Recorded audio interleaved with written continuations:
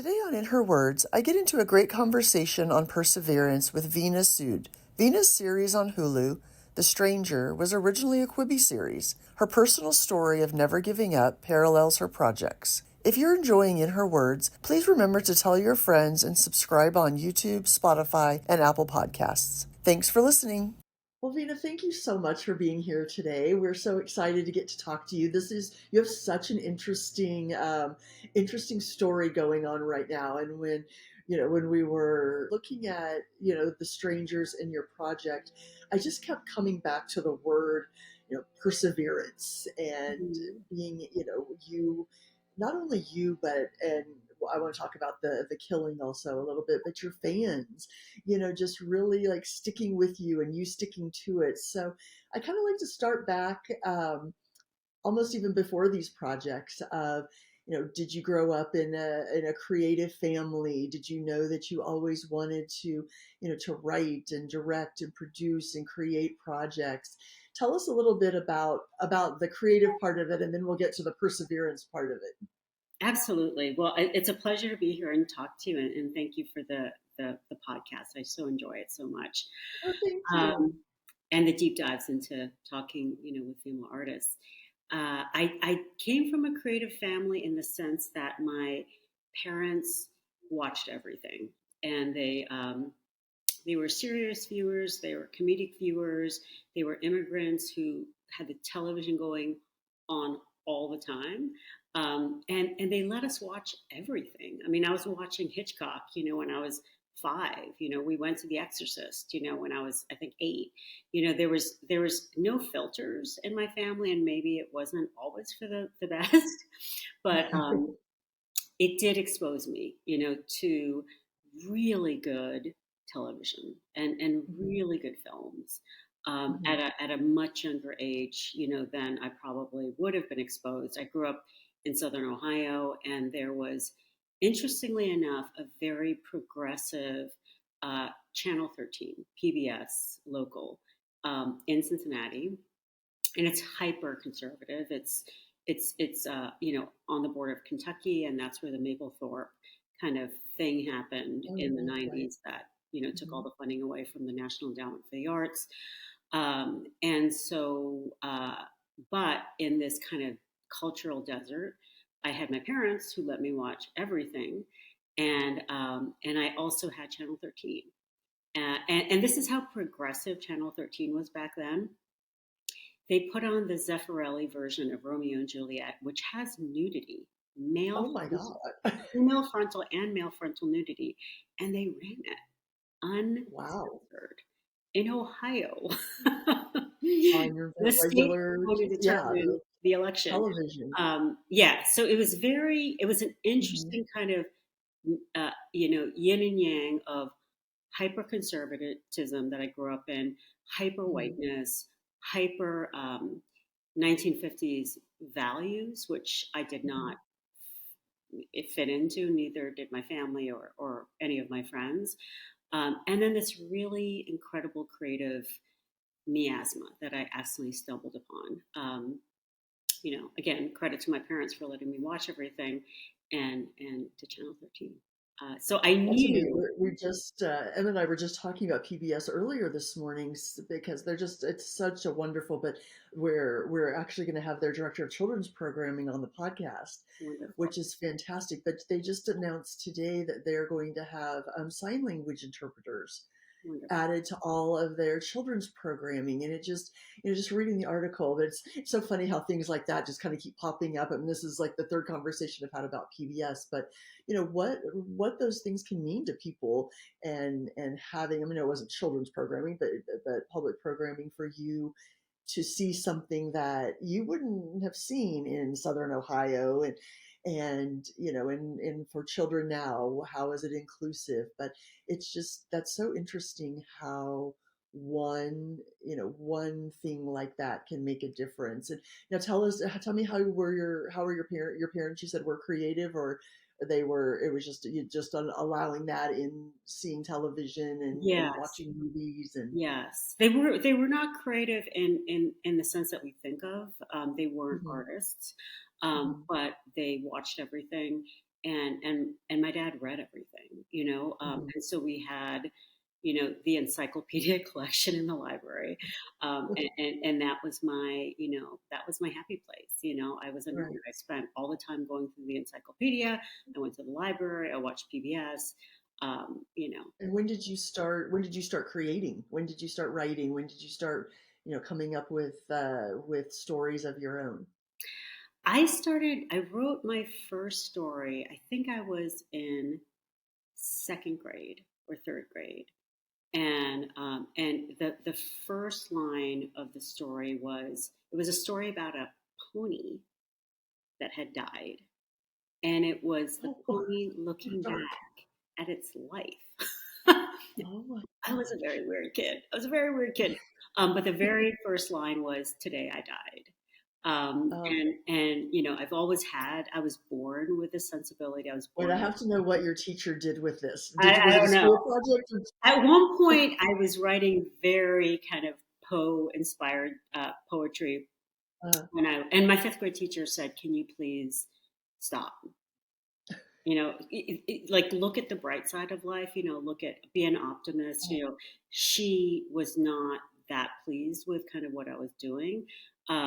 But then another teacher was, and took me very seriously at a young age, my writing, and another teacher, in middle school did as well. So um, all of that makes a difference. It made such a Right, difference to right. me, to be listened to be taken seriously, Hmm. um, to have whatever I was feeling that was dark and um, maybe odd for a kid that age, Hmm. to just Hmm. allow me to kind of run with it, without censoring what I felt about the world. No, that it is, and I hear that so often where, that it's, maybe it was a phase, or maybe it was, just something that you'd seen or read that you wanted to start replicating, and I don't know, but that as long as there is a teacher or a parent or somebody, some authority, figure that sees it and is like kind of lets it pass through and keeps let instead of, we got to just keep cutting this, cutting these thoughts off or cutting this off.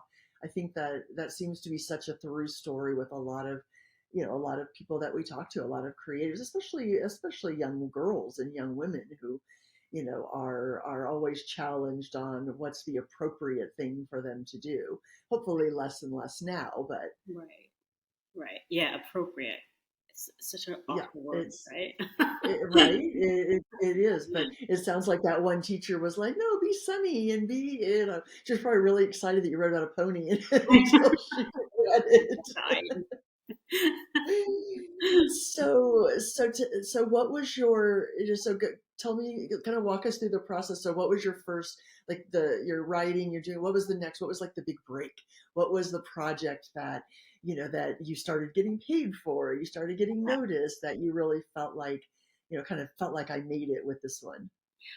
For me, I wrote through, grade school and middle school and high school. And when I went to college, I definitely wanted to join the film program. Okay. I did not feel like I belonged in the program. I was at Columbia, and I'll never forget walking into the classroom. It was the graduate film program, and I was going to audit it.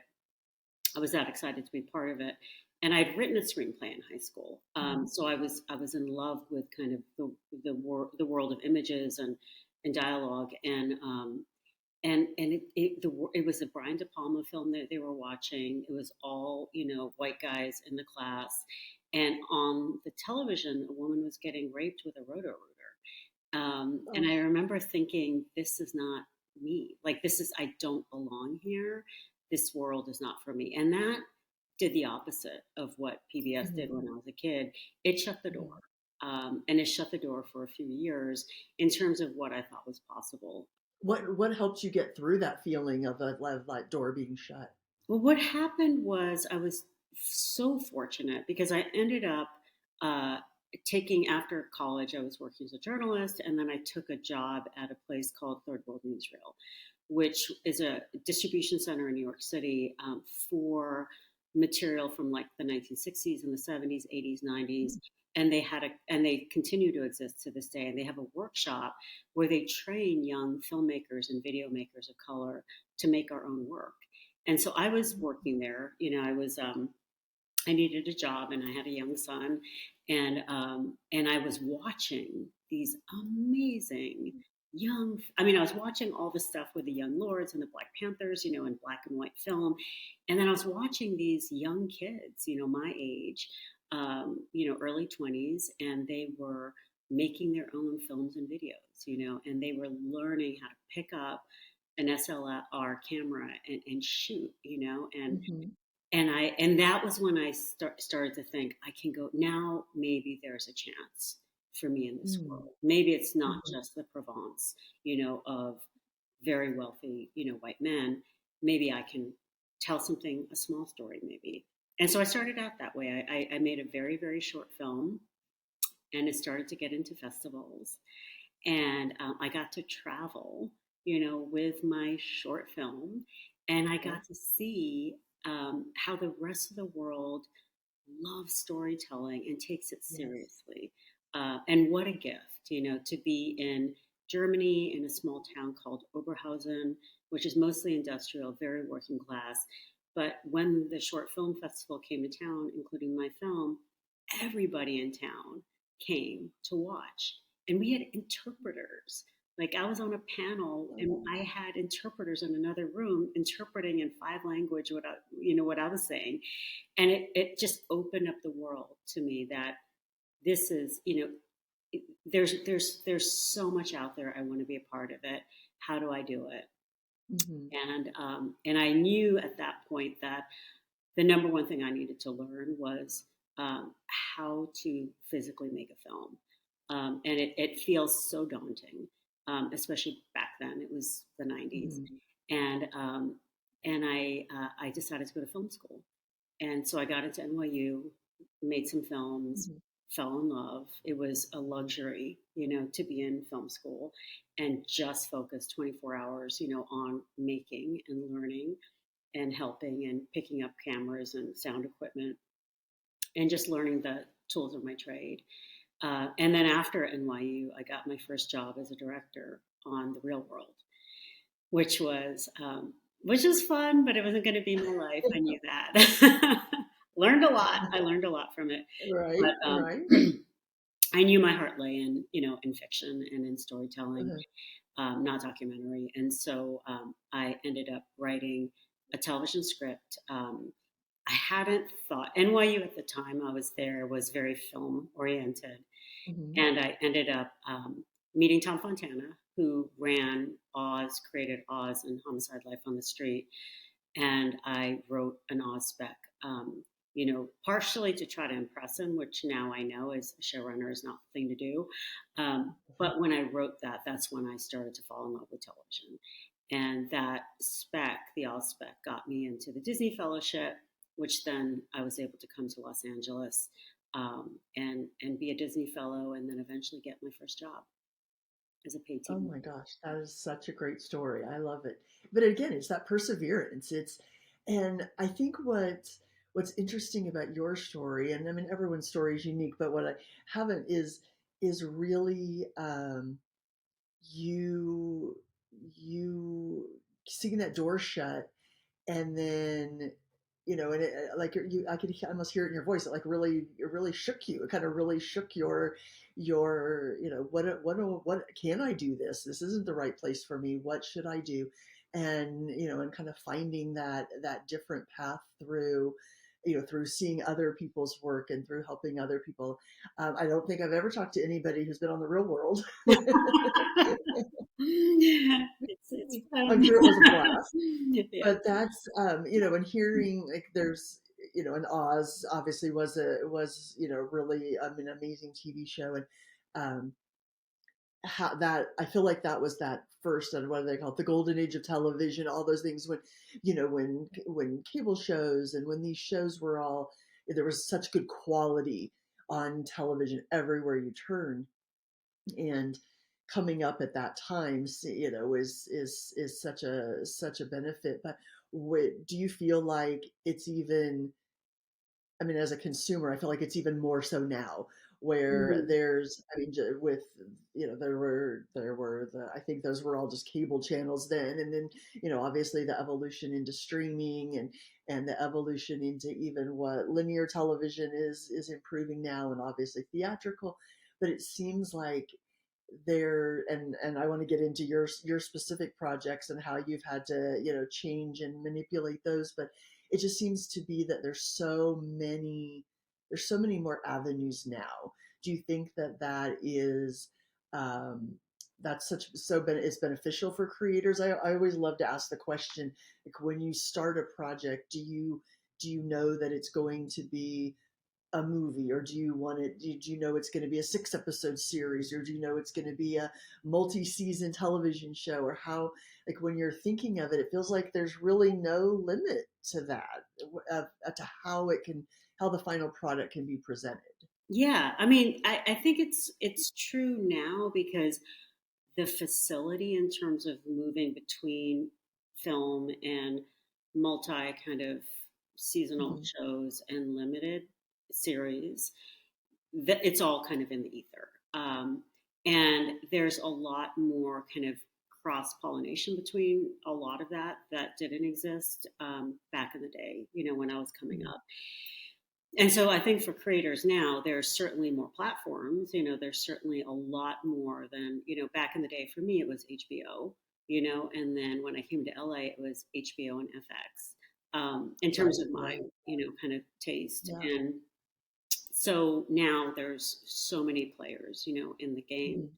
Hmm. Hmm. Um, and there's YouTube, and Yeah. there was Yeah. Quibi, and there's gaming now, which is becoming, Right.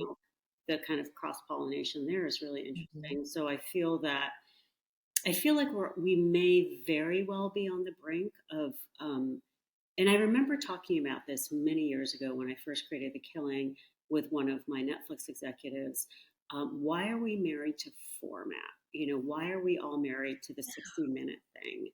Like, is there a world where an episode completely breaks the idea of format and starts to play with 5, 10, 15? We cut in, we don't do 3 act structures, we don't do acts, of course, and then cut to I'm just doing the same thing always, because it is hard to be innovative, Yeah. and then you see something like Everywhere All at Once, and Yeah. Everything All at Once, Yeah. and you're Everywhere, just like, everything, all at once. Yeah. boom, yeah, that's the boom, that's the Yeah. wow, and there's a lot of that I'm feeling between, Mhm.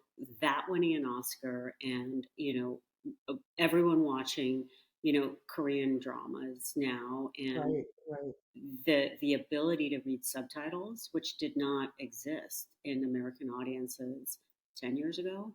Right. Right. Our IQ is just shooting through the roof because there is such good content out there, and there's a demand for more content, and to not bore people with the same thing over and over.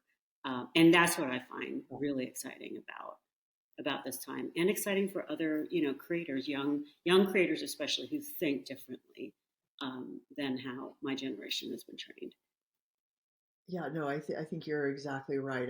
Especially the foreign language projects, the Korean projects, the German films. I mean, even my son told me when he saw on the waterfront, and he watched it in English, and then I don't remember what the circumstance, but liked it even more in German. And he doesn't Mm, speak German, but even reading the subtitles, but just like hearing it that way, and I think it is. I think it's opening up so much, and I didn't even think about it to the point of this, the formatting and the styling, and kind of opening our minds to that way too, because they're not changing those for an American audience. That's, they're foreign films, and they're filmed that way, they're structured that way, and how that, even that side of it, can be opened up to a new audience. And yeah, there's so much now.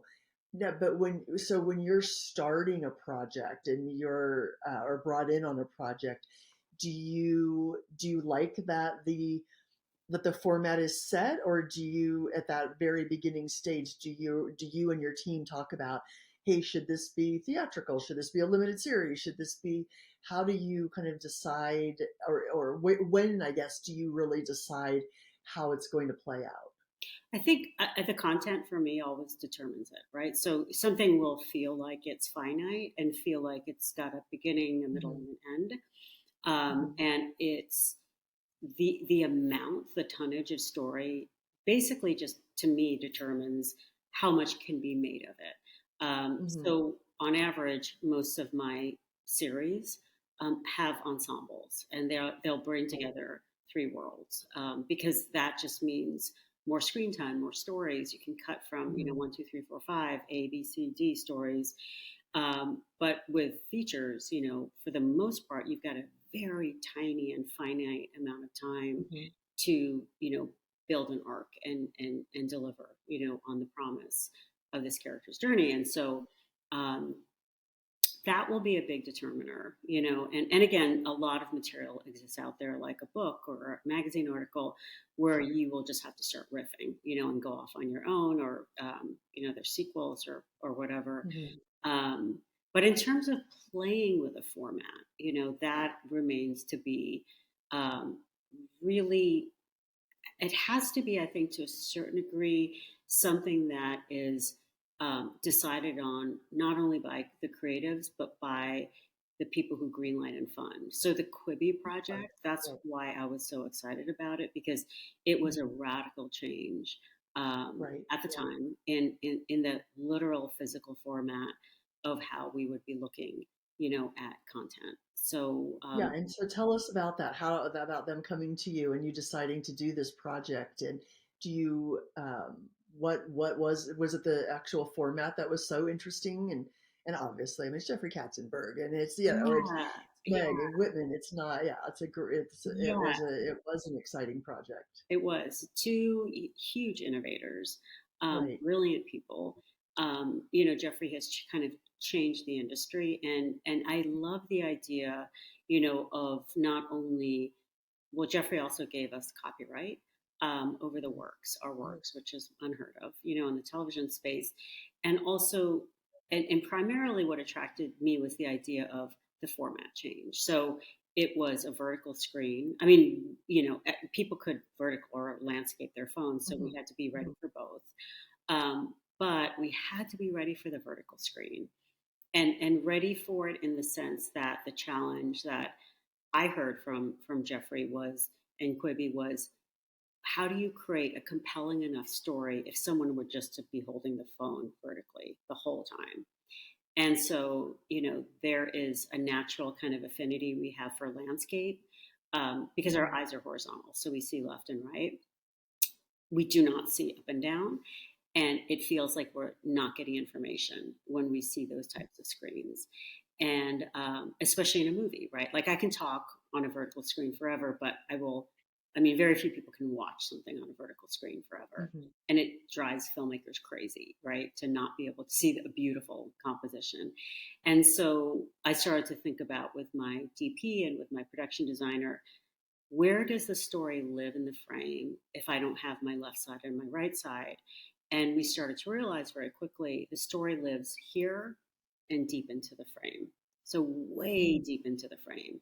And so, that in and of itself, the need to be looking deep into the frame and following a character, gave birth to the story of a young woman on the run through Los Mhm. Angeles, a neo kind of noir LA, over the course of one Mhm. night, kind of fleeing from the crazy Uber passenger she picked up 12 hours earlier.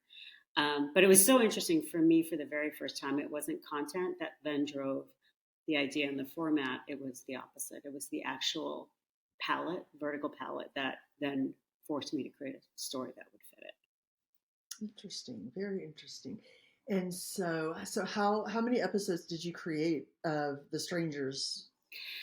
Well, it was 13 episodes and 10-minute Okay. episodes each, tiny Okay. little, like, bite-sized Yeah. TV. Yep. Um, and so, because I knew I was going to get copyright back, I also knew the math made sense to then turn it into a feature, um, 2 years down the line. And that's what I did. And So so, what if, so if Quibi would have gone on and succeeded, and those you were going to do the full feature anyway.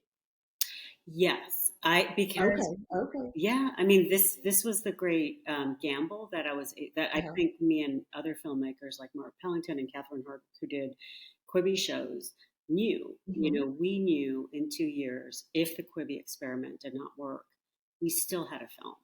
We still had Right, material that we could refashion right. and put back out in the world. So and we all did. Oh wow. Okay, okay. I didn't realize that you had already planned for it to be. And then what was the response to like how much shopping did you have to do with it before it landed at Hulu? Were people very, I mean, is there a lot of interest in this? Because there were, I mean, top filmmakers and top creators were going, were working with Quibi and making product there. So was there a lot of interest in let's see what this is. Let's see how she did these and put it into a film. I think this town has a very, very short attention span. We're like goldfish. We're like goldfish. We pay attention for 2 seconds. If it's on the front of the headline, then we forget it. Well, happily, the studio was FTVS or Fox, now Disney. Okay. And so that was who I worked with to create The Stranger on Quibi. And they and I, Jane Francis at Disney, we said, yeah, let's find if we can. First look would always go to Hulu, Okay. and Hulu said yes. So we got on No, Hulu. that's There wasn't a ton of yeah, shopping, no. yeah. The so I'm curious about your use, like you said, sticking kind of with these projects and wanting to make them make it into a film and your story of even getting started. What does your what does your support system look like? Who's your team that's with you when you're when these kinds of things are happening, whether it was starting out in your career or with I did all this work for Quibi and I was all into the new format and now it's going, like, tell us kind of how you work through those ups and downs and challenges, and who's your team. My team on set or my team, Oh, both. And yeah. yeah, both on set or at home, that kind of keeps you grounded and keeps you going through ups and downs. Yeah, I mean, I have an incredible group of people that I work with. My editor, Phil Fowler, we've been working together since The Killing. So Phil and Okay. I have, just this shorthand. That is so we understand exactly what we're going for. He knows the minute something comes in how to cut it, and it's just this incredible creative partnership. And with my photographers as well, with the DPs I've worked Hmm. with, Peter Wansdorf and Paul Yee, um, and my production designers. I feel like I do love to meet new people, new creative artistic people. So I Hmm. do go into projects, if not always looking for new keys, department heads, I'll go in Hmm. looking for a good 90% of new people. And I've worked with writers over and over and over. I do have an amazing team from The Killing. And I'm also, again, really excited about meeting new writers. I know Hmm. how important it is for baby writers, for young writers, for emerging writers to get, that first Hmm. time in the room. So I staff very heavily, on with the young writers. Partially for that reason, because I do want to give people a break the way I got a break in this Hmm. industry. And I know how important that is, but also because I think new writers are brilliant, and they're not Fresh perspective. jaded, and they're Yeah. excited and they're interested and they're not yet. I mean, I'm tired of my own brain, and I feel like sometimes like the rustiness of how I think, in Mm-hmm. old kind of patterns of the industry. And it is very refreshing to me to be in a Hmm. room, with new writers who are just throwing out ideas, and a lot of people who aren't even in the TV space or who were a playwright or a fiction writer, Right, journalists who right. come to, TV and this is their first job. Um, So in my world of work, there is a beautiful revolving door, and then the people, that are always there, including my managers and my agent. They've been with me, my lawyer. Like it is a very close team of people that I really rely on and trust their taste and trust the direction Hmm. that Hmm. they want me to go in and or suggest material.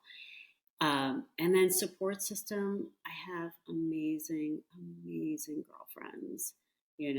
I have incredible women in my life. I'm so grateful, um, who I go to all the time, with the heartache, or the question, or what comes Hmm. next, and some of Hmm. them are fellow writers and directors. Hmm. Some of them aren't, and I get a lot of wisdom from these good friends. So.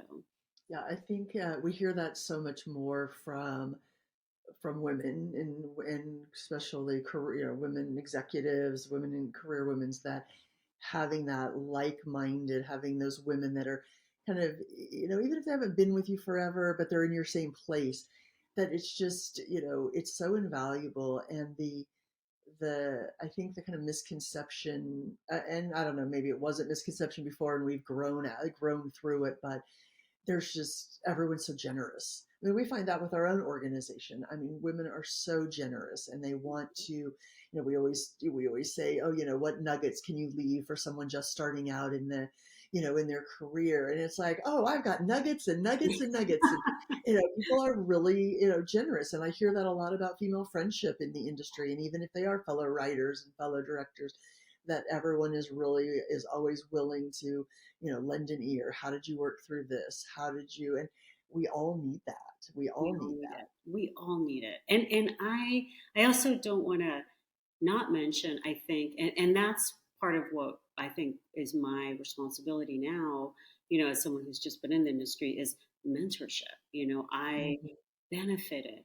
My very first job, you asked this and I didn't answer. My very, very, very first job in TV, um, full TV writing staff position, was for Meredith Steen, who created Cold Case. Hmm. And she was a very young creator, at the time. And she created Cold Case in the early 2000s, and there were like two female showrunners, like two female. It was like this desert, for women. Hmm.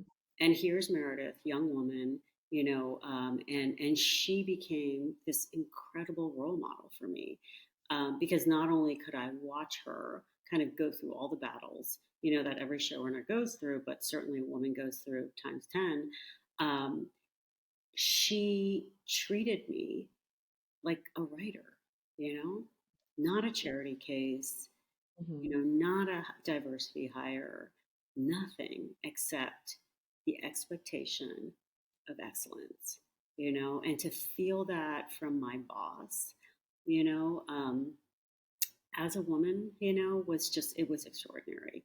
And to want to like, meet her standards and to want to do Right, well, right. by her, that was just an incredible relationship. So, my hope is that that's what I get to do, for my baby writers, Hmm. um, and uh, and yeah, I mean it's a really important relationship, and also too, like, back to your point about friendship. I just want to mention this one beautiful moment that I had in my career. It was like a few years ago, and I was struggling, with some politics that were happening. They always happen around shows, but this particular, this was painful, what I was going through, and it was so painful that I was like, I think I'm done. I think I may Oh. be done. And I was with a dear friend of mine, and she said this beautiful thing, and I'll say it to other writers. She said, "You're not allowed to be done." She's like, "You're not allowed to quit." We still need your voice. Yeah, We still need your ideas. Yeah. yeah. And that's what she said. And she said, keep pushing the ball down the field as far as you can. No, it will not get there in our lifetime. That's okay. Hmm. It'll get there for the next generation. But Hmm. your job right now is just to get it down, whatever, 10-yard line or some sports thing. I don't even understand that. And she said, in the meantime, get a lot of massages, take care of yourself, go to therapy and go to the beach, go on hikes. Yeah. but Yeah. just stay in the game, which I love. Yeah, no, that is we need, we need the voices, we need these stories, we need to hear your, how you got to where you are. We need, that we need to hear that, daughter of immigrant parents in Ohio, and we need all of those stories. I think that's, Mm. yeah, she's no, she's spot on. That's so important to hear. And it is, I can imagine. I mean, I know from, running companies, doing different things. We've all met that point where we're like, oh, no more. I'm just done. I'm just, I'm done. I always try not to have that. Like, I'm just going to go to bed now. I'm just going to go to bed now, and I'm going to see what the morning, That's smart. see what That's the smart. morning, see what the morning brings. Right. Will it be something? So that's a good friend. And the mentorship, I don't think I've ever asked this question with the Disney Fellow. Do you stay involved as a mentor or as a part of the Disney Fellow after you've been a fellow? That particular fellowship does not work that way. But Okay. I've done it with other programs where I get to, Okay. dip in and out, be a mentor, Okay. whether it's, like Sundance Episodic does that, and they have a Hmm. future kind of mentor week. So that's been really important to me to do that.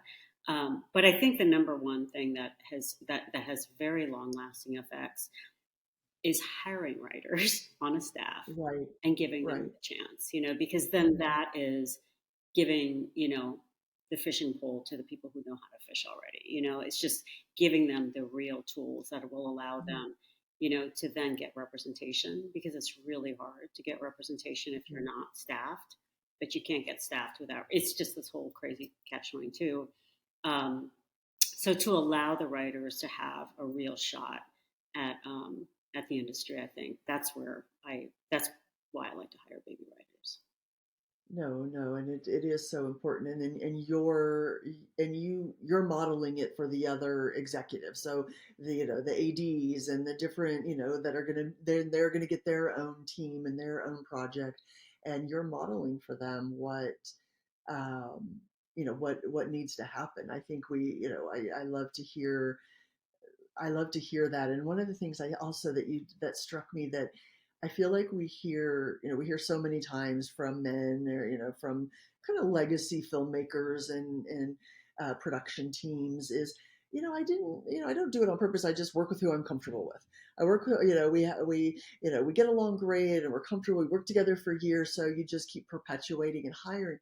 And I feel like with every successful female director, producer, showrunner, we hear the blend like you just talked about. Like, yep, I've got a couple of my core people, but I'm going to make sure that I've always got new writers, that I've always got a diverse writers room, or that even if I've got my go-to, producer, my go-to cinematographer, I'm going to make sure that I have others that are new. And that blend of that revolving door, I think, is where we really hear the difference in somebody that's purposefully trying to grow the pie. And it may be unconscious bias, and it may not be, but when you're purposely trying to, we always go back to Queen Sugar and Ava, hiring every season it was something. Every episode's going to be a first time director. Every episode's going to be a female director. Every episode's going to be a woman of color. Whatever she Right, set those standards. right. And but that, the way you phrased it, I was like, what, that is what we hear from a lot of women, is that blend of the revolving door and, mixed in with those key pieces. Yeah, and I do think, I mean, just selfishly too, that's where all the great new ideas come from. Yeah. Is it keeps things fresh. It keeps Yeah. me on my toes. And it just keeps like the flow happening. I think in a way that is definitely beneficial for me, as a creator and for the Yeah. shows. I can't believe we're almost out of time already. So tell us what's coming next. So the Stranger is out, Yes, and it's on Hulu right now. on Hulu. And so, what's coming next? What are you working on next, or what are we going to see? So I am working on. I have another. I mean, I can't talk too much about it because it's at the very beginning. I'm doing Okay. the Girl with the Dragon Tattoo for Amazon. Oh, right. Yes. Series. Yes. Yes, so I'm really really excited about that. Very excited. Now that And will be a series. that will be a series. Yes. Okay. Yeah. Yeah, on Amazon. I have to tell you, and I was going to ask you next, like what you're reading and watching and what you like, but as an avid reader, I absolutely love these all of my favorite books going to series versus a movie, because my first thought is no, I can't see it. How are they going to put this book in 2 hours? How are they going to put this book in 90 minutes? So having these amazing novels and these amazing stories go to, I'm like, they can make it 10 episodes if they want, they can make it seasons.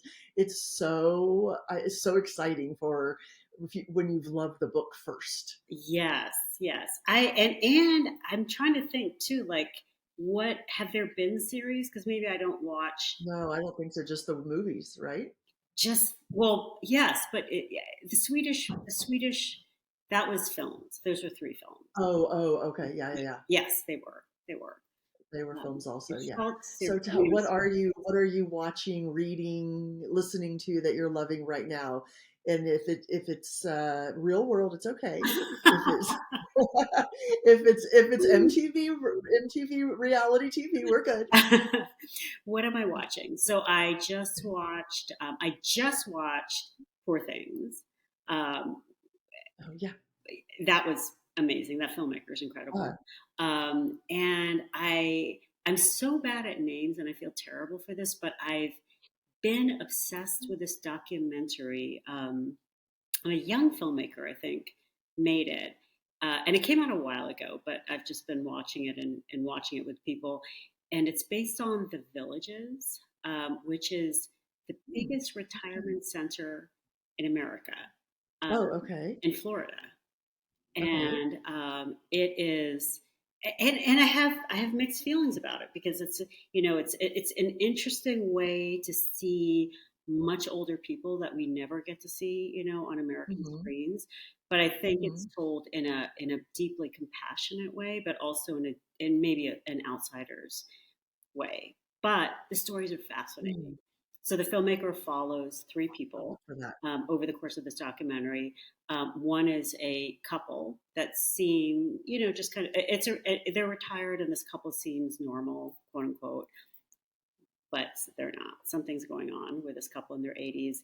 A woman who moved to the Villages with her partner who passed away. So it's about Mm, her trying to find a home.